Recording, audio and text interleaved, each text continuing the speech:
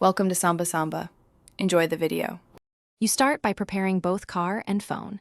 Check the D'Max head unit supports Android Auto and note whether it is wired or wireless.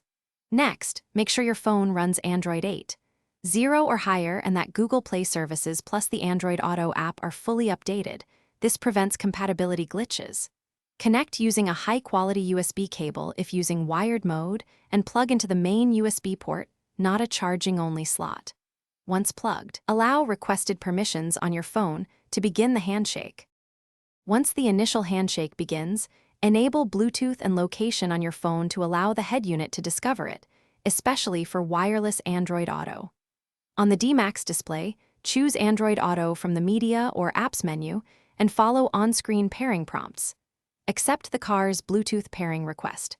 Make sure your phone grants permissions for contacts, messages, microphone, and file access, because Android Auto needs those to display messages and give voice control. After permissions, wait brief to finish test core functions. Start navigation, make a call, play music, and trigger Google Assistant. These confirm complete integration.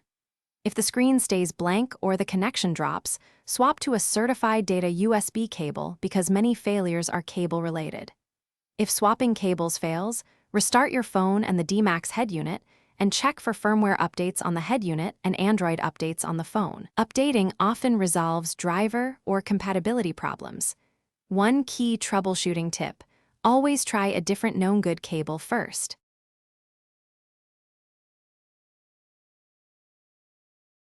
Thanks for watching. Consider subscribing if we helped you.